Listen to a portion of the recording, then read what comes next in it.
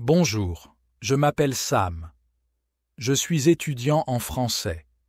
Voici mon histoire. Je veux vous parler de ma vie à Londres. Je veux vous parler de mon enseignant fantastique. Vous pouvez lire mon histoire. Vous pouvez apprendre le français avec moi. Leçon 1. Je vais à Londres. C'est une belle journée d'été. Je voyage en train. Il y a 2 dames qui voyagent dans le même train. Elles sont assises en face de moi. Je ne les connais pas, mais je sais qu'elles sont étrangères. Elles se parlent. Je ne comprends pas beaucoup, mais je sais qu'elles parlent français. Moi aussi, je veux parler français, mais je suis débutant. Je ne connais pas beaucoup de mots, mais c'est une opportunité pour moi de parler français. Je décide d'essayer de parler aux dames. Je dis quelques phrases en français simple et elles comprennent ce que je dis. J'essaie de continuer. Ma parole est lente. Je ne connais pas beaucoup de mots, mais je suis capable d'avoir une conversation simple avec les dames. Je leur dis que je veux apprendre le français. Elles sont heureuses quand elles l'entendent. Elles me disent qu'elles viennent d'Angleterre. Elles rentrent chez elles après une conférence. Nous parlons pendant environ 10 minutes. Ensuite, je les remercie. Elles me donnent leur adresse et leur numéro de téléphone. Elles me disent que je peux les rendre visite en Angleterre si je veux. Ensuite, nous nous disons au revoir. C'est ainsi que commence mon voyage dans l'apprentissage du français. Après cette rencontre, je décide de travailler davantage sur mon français. Je traduis des textes et je regarde des films en français. Je travaille sur mon français pendant presque 2 heures chaque jour. En 6 mois, je suis capable de parler assez bien. C'est génial pour moi, mais je veux en savoir plus. Je décide d'aller à Londres. Je veux étudier le français là-bas. Quand je suis à Londres, je choisis une école. Cette école est très bonne. Mon premier cours est le lundi. Je rencontre mon professeur et les autres étudiants de la classe. Mon professeur est une jeune femme. Elle est très gentille. Elle demande à tout le monde de dire leur nom et aussi d'où ils viennent. Ensuite, le cours commence. Notre professeur nous demande comment nous avons étudié le français avant et quelle méthode nous croyons être la meilleure pour apprendre le français. Je dis à mon professeur que j'aime traduire des chansons et d'autres textes. Mais je ne sais pas quelle est la meilleure méthode pour apprendre le français. Notre professeur dit qu'elle va nous enseigner une méthode très efficace pour apprendre le français. Cette méthode est basée sur l'utilisation de la langue. Notre professeur nous dit que nous n'aurons pas à étudier, nous n'utiliserons pas de manuel, mais nous utiliserons beaucoup la langue. C'est formidable pour moi. Je n'aime pas étudier. Je n'aime pas les manuels. Ensuite, nous parlons de ce sur quoi nous devrions nous concentrer lorsque nous apprenons une nouvelle langue. Notre professeur nous dit « Nous avons besoin des langues pour communiquer. Les langues nous aident à exprimer des idées et à comprendre des idées. Donc, lorsque vous apprenez une nouvelle langue, la meilleure façon d'apprendre est de l'utiliser pour échanger des idées. C'est ce que nous ferons dans notre cours. La plupart du temps, nous parlerons. Vous avez beaucoup parlé lorsque vous avez appris votre langue maternelle enfant et vous devriez parler lorsque vous apprenez le français en tant qu'adulte.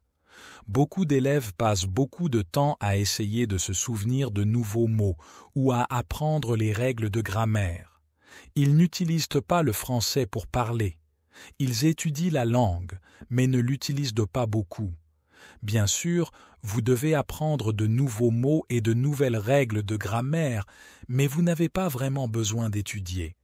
Pendant ce cours, je vous montrerai une manière très simple et efficace d'apprendre de nouveaux mots et de la grammaire. J'aime ce que dit notre professeur. Notre leçon se poursuit. Nous parlons de nos hobbies et de ce que nous faisons pendant notre temps libre. Nous parlons en binôme ou avec notre professeur. C'est super. Nous parlons pendant toute la leçon. J'aime vraiment ça. Je suis heureux. J'ai hâte d'être au prochain cours. Leçon 2. Comment apprendre des mots?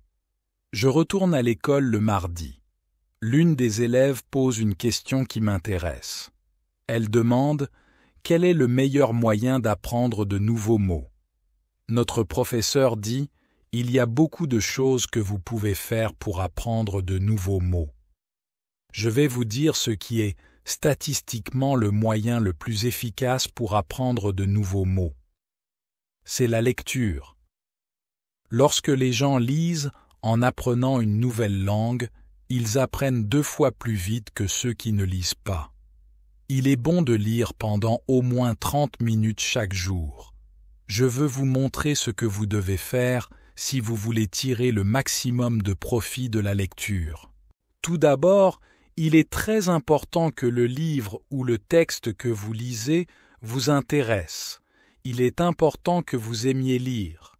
Le livre peut être une belle histoire où il peut contenir des informations utiles pour votre travail ou votre hobby. Ne lisez pas un texte qui ne vous intéresse pas. Il est également bon de lire un texte dans lequel vous connaissez la plupart des mots. Quand vous ne connaissez pas beaucoup de mots, vous pouvez vous sentir frustré. Vous voulez toujours apprécier tout ce que vous faites en utilisant le français. Il est bon de choisir un texte qui vous intéresse et qui est également adapté à votre niveau.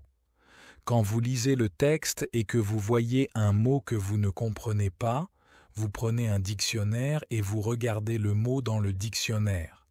Ensuite, vous continuez à lire. Vous n'avez pas à écrire le mot quelque part. Vous n'avez pas à faire une liste de nouveaux mots.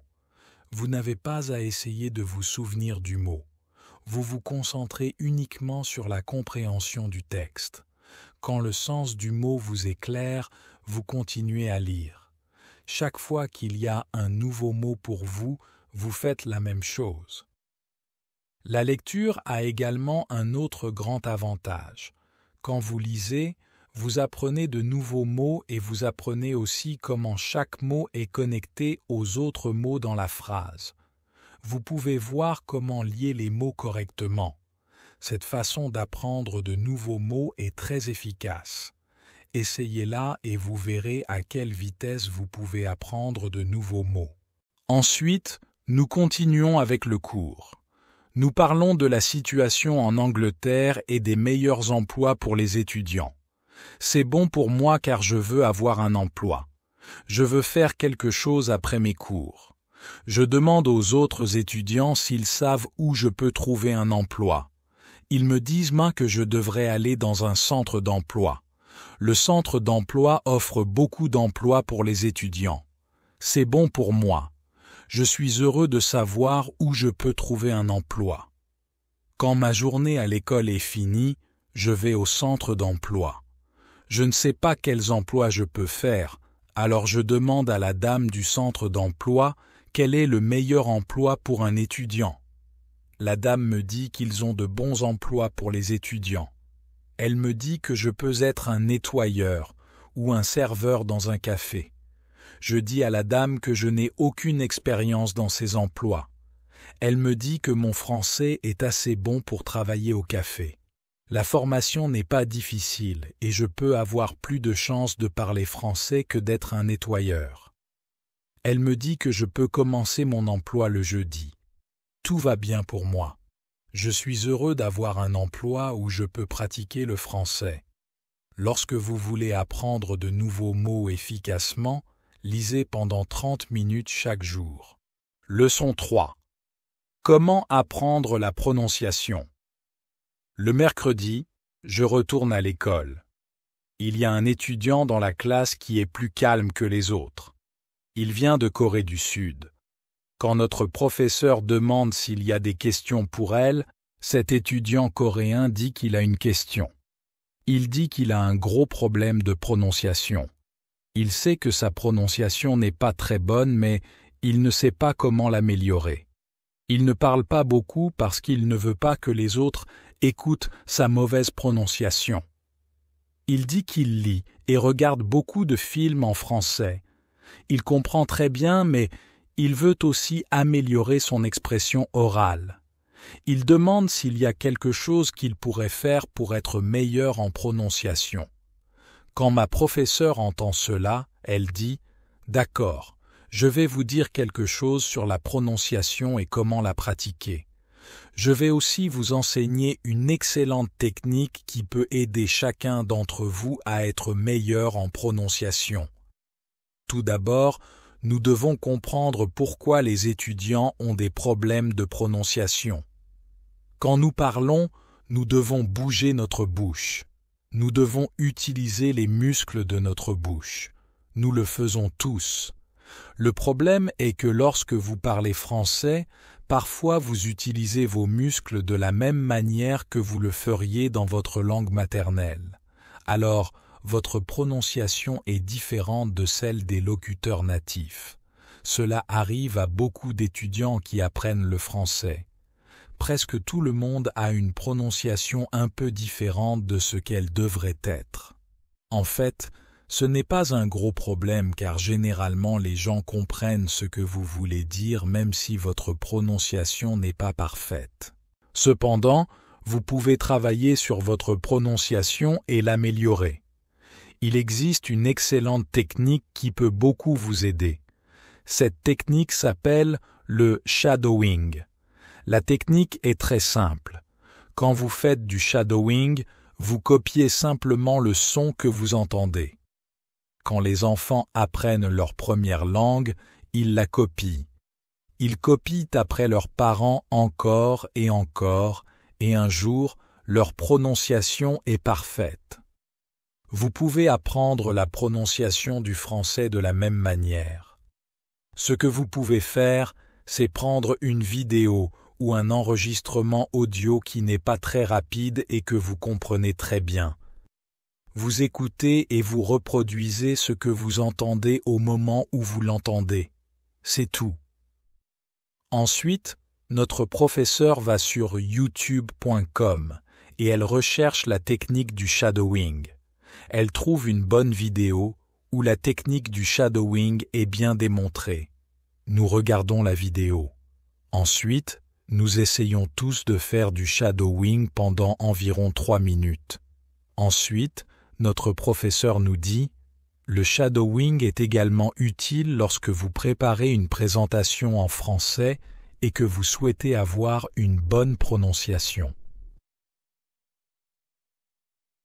Avant la présentation, vous pouvez aller dans un endroit où vous êtes seul et vous pouvez faire du shadowing pendant environ 10 minutes.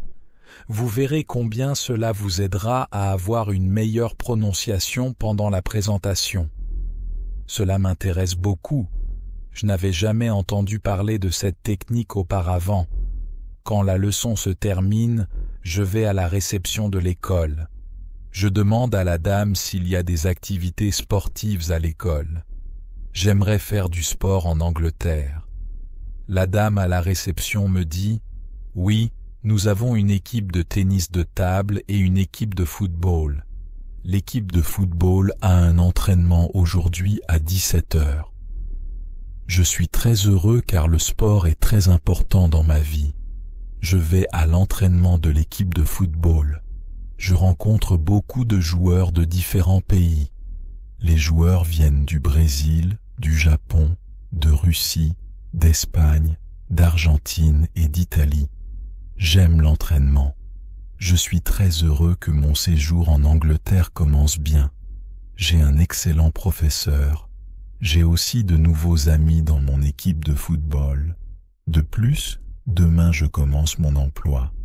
Quand vous voulez avoir une bonne prononciation, répétez après les locuteurs natifs. Leçon 4. Comment pratiquer l'expression orale. Le jeudi, je retourne à l'école. Nous avons un nouvel étudiant dans notre classe. Elle s'appelle Monica et elle vient d'Italie. Au début du cours, ma professeure lui demande comment se passe sa vie. Ma professeure connaît Monica depuis 1 an quand elle est allée dans sa classe. C'était une classe pour débutants et ce n'était que pendant 2 semaines pendant les vacances d'été. Quand Monica parle, son français est magnifique. Sa prononciation est très bonne et elle est très fluide. Ma professeure est très contente et elle demande à Monica « Où as-tu appris le français si bien ? Tu parles très couramment. Dans quelle école es-tu allé? Monica répond, je ne suis allé dans aucune école. J'ai appris le français à la maison. J'ai utilisé les conseils et les techniques que vous nous avez enseignés l'été dernier. J'ai beaucoup lu, fait du shadowing et parlé à voix haute. J'ai essayé de penser davantage en français qu'en italien. C'est ainsi que j'ai amélioré mon français. Les 2 semaines que j'ai passées l'été dernier dans votre classe m'ont beaucoup aidé. Vous m'avez montré le chemin.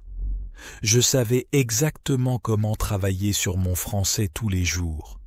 C'est pourquoi j'ai voulu retourner dans votre classe car il y a 1 an, j'étais débutante et maintenant je sais parler français. Je veux apprendre de vous à nouveau. Ma professeure est très contente quand elle entend ces mots. Elle remercie Monica d'avoir partagé son expérience. C'est très intéressant pour moi. Je connais déjà l'importance de la lecture. Je connais aussi la technique du shadowing. Cependant, Monica parle également du « penser à haute voix ». Je ne sais pas ce que c'est. Alors je demande à notre professeur « Qu'est-ce que le « penser à haute voix » ?» Notre professeur dit « C'est une technique très simple et puissante. Vous devez avoir une forte motivation pour apprendre le français si vous voulez bénéficier de cette technique. Il est également bon de savoir que pour certaines personnes, cette technique est un peu folle. Cependant, lorsque vous commencez à penser à voix haute, votre français peut s'améliorer très rapidement. Je dis, j'ai une forte motivation. Peu m'importe si la technique est folle. Si cela aide, je veux l'apprendre. Pouvez-vous nous enseigner cette technique? Ok, c'est en fait très simple. Habituellement, vous pensez dans votre langue maternelle toute la journée, tous les jours. C'est normal. Maintenant, vous pouvez commencer à penser en français au lieu de votre langue maternelle. Et quand vous commencez à penser en français, alors vous pouvez penser à haute voix. Cela signifie que vous dites réellement à haute voix ce que vous pensez. C'est tout. Je dis, ça a l'air très simple. Vous avez dit que c'est une technique puissante. Pourquoi est-ce puissant? Notre professeur dit, peut-être que vous pouvez demander à Monica. Elle utilise cette technique depuis 1 an. Peut-être qu'elle peut nous dire ce qu'elle a découvert sur cette technique. Ensuite, notre professeur demande à Monica si elle est prête à parler de son expérience avec le fait de penser à haute voix. Ça ne pose pas de problème à Monica. Elle dit « Quand j'ai commencé avec cette technique, ce n'était pas facile. J'ai commencé avec des phrases très simples. Par exemple, je peux parler français. C'est bien que je puisse parler français. Je veux m'améliorer. Je dois pratiquer tous les jours. Je ne connais pas beaucoup de mots, mais je peux utiliser ces mots bien. Je peux exprimer mes idées avec ces mots. Je peux le faire, c'est super. » Les phrases étaient vraiment simples. J'ai réalisé que les phrases que je pensais en italien étaient longues et compliquées. Je n'étais pas capable de dire en français exactement ce que je disais en italien. Je devais trouver une forme plus simple. Penser en français simple était la partie la plus difficile. Mais après un certain temps, c'était normal pour moi. C'était normal pour moi de penser en français. Ensuite, quelque chose d'intéressant s'est produit. J'ai rencontré un homme d'Australie. Il était en vacances en Italie. J'étais encore débutante, mais nous avons commencé à parler français. J'ai pu voir que je pouvais parler avec lui sans gros problème. Mes phrases étaient toujours simples et courtes, mais parce que je les avais dites plusieurs fois auparavant quand je pensais à haute voix, j'ai pu parler. Je n'avais pas à traduire dans ma tête de l'italien au français comme je le faisais avant d'utiliser cette technique. Après la rencontre avec l'homme d'Australie, j'ai commencé à utiliser encore plus la technique de la pensée à haute voix. Cette technique m'a beaucoup aidé. Elle a beaucoup amélioré ma capacité à exprimer mes idées. Je l'utilise encore tous les jours. C'est vraiment une technique puissante. Notre professeur remercie Monica d'avoir parlé de son expérience avec la pensée à haute voix. Je décide d'utiliser cette technique parce que je veux aussi être meilleur en expression orale. Quand vous voulez parler français couramment, pensez à haute voix. Leçon 5. Apprendre la grammaire. Après l'école, je vais au café où commence ma formation. Je ne sais pas trop à quoi m'attendre, je n'ai pas d'expérience. Je me demande si je vais bien m'en sortir dans ce travail. Quand j'arrive au café, je suis très surpris. C'est un café moderne qui vend du café, du thé, des gâteaux au chocolat et des sandwichs. Et ma patronne n'a que 25 ans. Elle a commencé à travailler ici il y a plus de 2 ans. Elle connaît très bien son métier et elle m'explique comment préparer le café, laver la vaisselle et accueillir les clients. Tout est nouveau pour moi. Je me souviens seulement d'environ 20% de ce qu'elle me dit. Mais elle me laisse faire le travail et me corrige quand je fais une erreur. Elle est très gentille et j'apprends vite. Après cette première journée de travail, je suis très fatigué.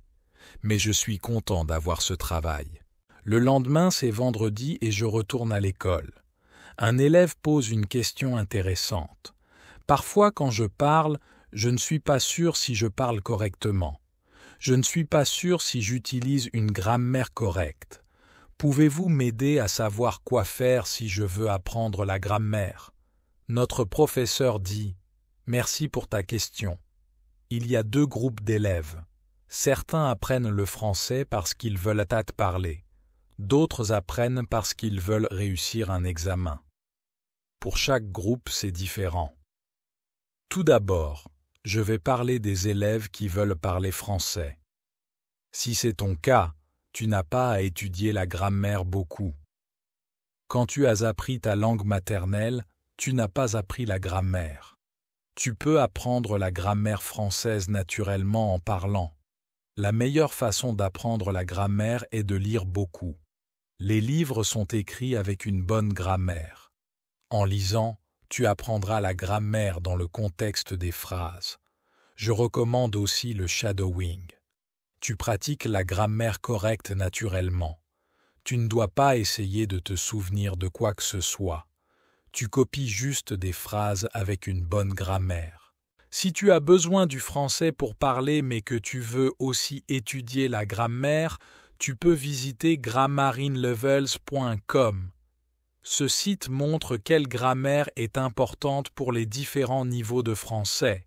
Tu peux y trouver les règles de grammaire les plus importantes. Le deuxième groupe d'élèves est ceux qui apprennent pour réussir un examen. Si c'est ton cas, je te recommande de te concentrer sur l'examen. Tu peux t'entraîner avec les versions de cet examen des années précédentes. Les versions passées sont un bon entraînement pour l'examen réel.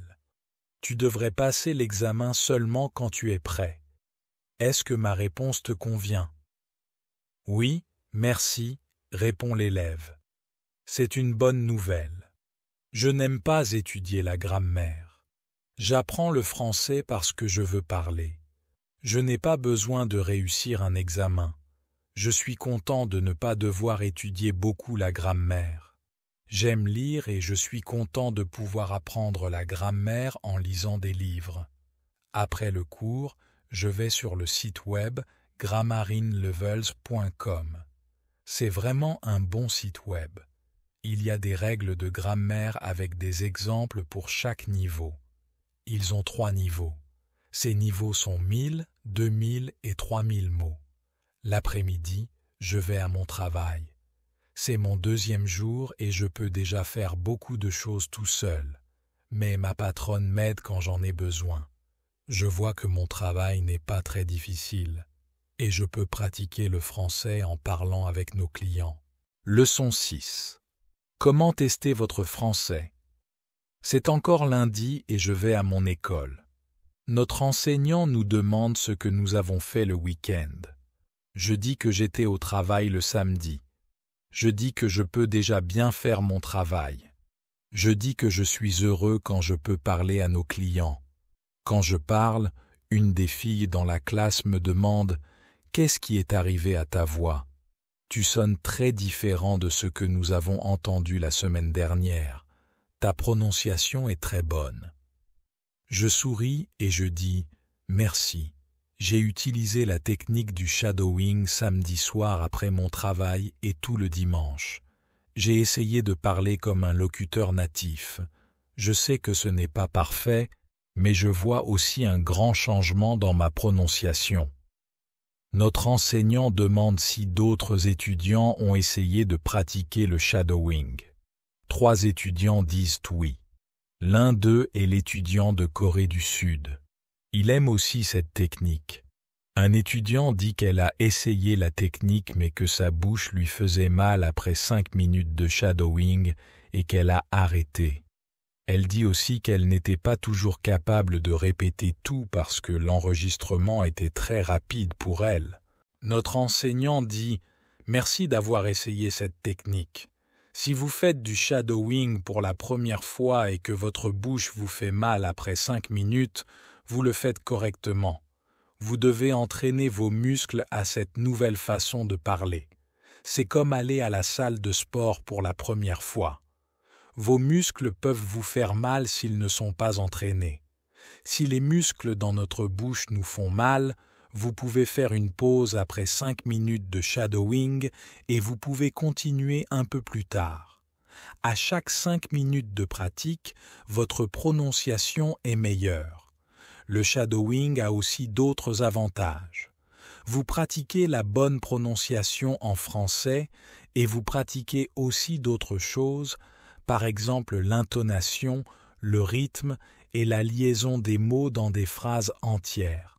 Je sais qu'au début, l'enregistrement peut parfois être très rapide pour vous. Si cela se produit, vous pouvez répéter seulement le premier ou le dernier mot de la phrase. Avec de la pratique, vous pourrez répéter davantage. Je dis que c'est vrai. Le samedi, quand j'ai commencé avec le shadowing, c'était difficile pour moi. Mais le dimanche soir, c'était facile de répéter ce que j'avais entendu. Testez votre progression chaque mois. Leçon 7. Comment gérer les erreurs? Le mardi, je retourne à l'école. Un élève pose une question intéressante à notre enseignant. Elle dit « Je veux pratiquer la parole avec les gens autour de moi, mais je ne veux pas faire d'erreurs. Je ne veux pas avoir l'air stupide. Pouvez-vous m'aider ?» Notre enseignant dit « Faire des erreurs est un sujet très intéressant. Il y a beaucoup d'opinions sur ce sujet. Je veux vous montrer ce que je crois être le mieux à faire. J'ai beaucoup d'expérience avec cela car j'apprends aussi de nouvelles langues. Par exemple, en ce moment, j'apprends l'espagnol. Quand je parle espagnol, je ne me soucie pas de faire des erreurs ou non. La raison pour laquelle je ne me soucie pas des erreurs est simple. Quand j'ai appris ma langue maternelle, je ne me souciais pas de faire des erreurs. Les erreurs n'étaient pas importantes pour moi. Mon principal objectif quand j'utilise n'importe quelle langue est de dire mes idées. C'est tout. Je sais que quand je lis beaucoup, parle et fais du shadowing, mon espagnol sera de mieux en mieux. Je sais que cela peut paraître très simple, mais c'est mon opinion. C'est ce que j'ai appris après de nombreuses années d'enseignement et d'apprentissage des langues. Cela fonctionne très bien pour moi et beaucoup de mes élèves. Quand je parle, je me concentre uniquement sur la parole. En ce moment, je connais 1500 mots en espagnol. C'est le niveau d'un enfant de 2 ans. Les enfants de 2 ans font beaucoup d'erreurs quand ils parlent, mais ils ne se soucient pas de leurs erreurs. Ils continuent d'utiliser leur langue maternelle et quand ils ont 3 ans, ils font très peu d'erreurs. Et quand ils ont 4 ans, ils parlent généralement très bien. Vous pouvez faire la même chose. Maintenant, la plupart d'entre vous connaissent environ 2000 mots. Donc c'est absolument OK de faire des erreurs de temps en temps. Quand vous continuez à utiliser le français, il y aura de moins en moins d'erreurs dans votre parole. Il n'est pas possible de passer à un niveau supérieur si vous ne faites pas d'erreurs. Quand vous pratiquez le français, ce n'est pas grave de ne pas être parfait. La perfection vient avec la pratique. Toutes les personnes qui ont commencé à apprendre le français sont parties du début, du même niveau, du niveau 0. Apprendre les langues, c'est comme apprendre à jouer d'un instrument de musique. Il faut s'entraîner. Quand vous commencez votre entraînement, ce n'est pas parfait au début et vous faites des erreurs, c'est normal. Prenez cela comme une partie nécessaire de votre processus d'apprentissage. Si vous ne passez pas par cette période de faire des erreurs, vous ne pouvez pas atteindre des niveaux supérieurs. Quand vous continuez à utiliser le français, les erreurs peuvent disparaître petit à petit. Si vous voulez faire de moins en moins d'erreurs, lisez beaucoup et faites du shadowing. Quand vous lisez, vous pouvez lire à voix haute. Cela peut aussi vous aider à faire moins d'erreurs. Dans de vraies conversations, ne vous préoccupez que de l'échange d'idées. Ne vous souciez pas de faire des erreurs. Quand vous parlez, vous pratiquez à transformer vos idées en mots. Vous n'apprenez pas la grammaire ou les mots. Vous avez d'autres activités pour ça. Ne vous inquiétez pas. Tout le monde qui apprend une langue étrangère fait parfois des erreurs. Les personnes célèbres, les patrons de grandes entreprises ou les politiciens font également des erreurs. Quand vous écoutez ces personnes à la télévision, vous voyez qu'ils ne se soucient pas des erreurs. Ils se soucient de ce qui est important, c'est de dire leurs idées. Vous pouvez faire la même chose. Est-ce que ça a du sens? La fille dit « Oui, merci ». Si vous ne voulez pas faire d'erreurs, lisez beaucoup et faites du shadowing. Leçon 8. Comment mémoriser les mots? Le mercredi, je retourne à l'école. Au début du cours, un élève dit « J'ai commencé à lire davantage. Je sens que c'est bon pour moi. Je peux voir comment ma grammaire s'améliore, mais j'ai un problème. Quand je lis et que je ne connais pas un mot, je regarde le mot dans un dictionnaire. Ensuite, je continue à lire. Parfois, quand je vois le même mot 10 minutes plus tard, je ne me souviens pas du mot et je dois le regarder à nouveau. Pouvez-vous m'aider à mieux me souvenir des mots? Notre professeur dit que c'est une question intéressante et elle donne cette explication. Il était normal que vous ne vous souveniez pas du nouveau mot immédiatement. Habituellement, vous devrez regarder le mot 5 fois avant de vous en souvenir. Il y aura aussi des mots que vous devrez voir 10 ou 15 fois. Ce sont généralement des verbes. Lorsque nous apprenons un nouveau mot, le mot passe par des phases. Ce n'est que lorsque vous atteignez la dernière phase que vous vous souvenez très bien du mot. Il y a 5 de ces phases. Nous pouvons les regarder maintenant. La première phase est le moment où vous voyez le mot pour la première fois et que vous ne connaissez pas le mot. Vous regardez le mot dans le dictionnaire. La deuxième phase est le moment où vous voyez le mot pour la deuxième fois. Vous savez que vous avez déjà vu ce mot, mais vous ne vous souvenez toujours pas de sa signification. Vous regardez à nouveau le mot dans le dictionnaire. La troisième phase est le moment où vous voyez à nouveau le mot et où vous sentez ce qu'il pourrait signifier, mais vous n'êtes pas sûr. Par exemple, vous savez que le mot est un objet, un animal ou un verbe. La quatrième phase est le moment où vous savez déjà ce que signifie le mot lorsque vous le voyez, mais vous n'êtes pas capable de vous souvenir du mot lorsque vous voulez le dire. Lorsque cette phase se produit, le mot est dans votre vocabulaire passif. La cinquième phase est le moment où vous êtes capable d'utiliser le mot lorsque vous parlez. Maintenant, vous pouvez voir qu'il y a 5 phases au total. Comprenez-vous maintenant pourquoi il n'est pas possible de se souvenir d'un nouveau mot lorsque vous le voyez pour la première fois? il n'est généralement pas possible de franchir toutes les phases dès la première rencontre avec le mot. Vous devez voir ou entendre chaque mot plusieurs fois et laisser le mot passer par toutes les phases. Vous pouvez être heureux non seulement lorsque vous apprenez un nouveau mot parfaitement, mais aussi lorsque vous passez d'une phase à l'autre. Lorsque cela se produit, vous êtes plus proche de l'objectif final, qui est d'utiliser le mot sans problème dans la communication quotidienne. Cela m'intéresse. Je ne connaissais pas ces phases, mais c'est tout à fait logique.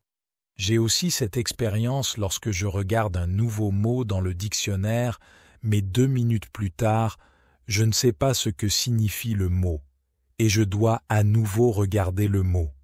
Je me sens stupide lorsque je ne me souviens pas du mot.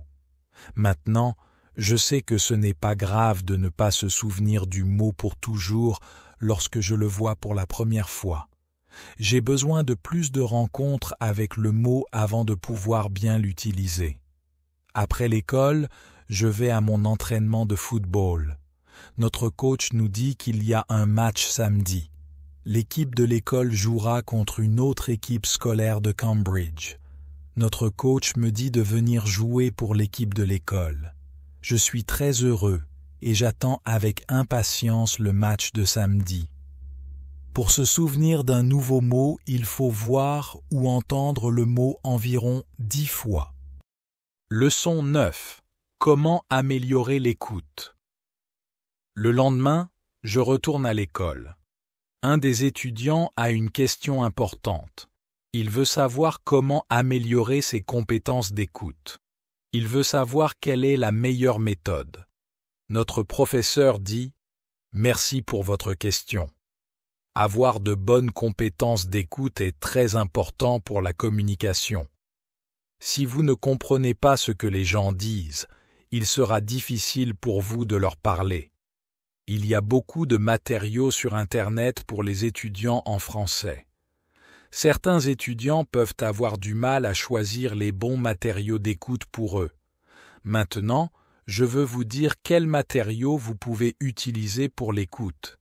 Il existe 2 types de matériaux que vous pouvez utiliser pour l'écoute.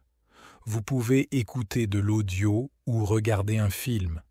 Ce sont 2 types de matériaux différents. Quand vous écoutez de l'audio, il est bon de connaître 95% des mots ou plus. Si l'audio contient beaucoup de nouveaux mots, lisez d'abord le texte si possible et regardez tous les nouveaux mots dans le dictionnaire. Lorsque vous pratiquez l'écoute, vous pratiquez l'obtention d'informations à partir d'une langue parlée. Vous n'essayez pas d'apprendre de nouveaux mots. Bien sûr, parfois vous pouvez apprendre de nouveaux mots, mais ce n'est pas le but principal. Quand vous écoutez, concentrez-vous sur l'obtention d'informations en français parlé. Il est important d'utiliser des matériaux adaptés à votre niveau de français. Par exemple, vous pouvez utiliser des livres en français simplifié qui ont un enregistrement audio. Le type de matériaux pour la pratique de l'écoute sont les films et les vidéos sur YouTube. Ceux-ci sont également très bons. Vous pouvez commencer à les utiliser lorsque vous connaissez 2000 mots en français ou plus. Voici ce que vous devez faire avec un film. Regardez-le une première fois avec des sous-titres pour connaître l'histoire du film. Ensuite, regardez le film sans sous-titres. Si vous aimez beaucoup le film, vous pouvez le regarder plus d'une fois. Quand vous regardez un film plusieurs fois, à chaque vision, vous pouvez comprendre davantage. Il est également bon de regarder des vidéos sur Internet sur des sujets intéressants. Par exemple, si vous aimez la nature, vous pouvez regarder des documentaires sur la nature. Vous pouvez aussi regarder des émissions de télé-réalité. Les émissions de télé-réalité sont beaucoup plus faciles à comprendre que les films ou les documentaires car la structure de l'émission est généralement la même. Il est nécessaire d'avoir au moins 30 minutes d'écoute chaque jour. Lorsque vous écoutez des matériaux en français, regardez toujours ce que vous comprenez déjà. Ça peut être seulement 10% au début. C'est mieux que 0%. continuez à écouter et bientôt ça peut être 20 ou 30%. Regardez toujours ce que vous savez déjà. Soyez heureux pour chaque nouvelle phrase que vous comprenez. Est-ce que cette information vous aide? Oui, dit l'étudiant. Merci. Le sujet de l'écoute est très intéressant pour moi. Maintenant, je sais quoi faire quand je veux être meilleur en écoute. Quand vous voulez être bon en écoute, écoutez pendant 30 minutes chaque jour. Merci d'avoir regardé cette vidéo. Nous n'avons pas fini. De nouvelles techniques arrivent dans les prochains jours. Abonnez-vous à la chaîne pour ne pas manquer nos nouvelles vidéos. Au revoir.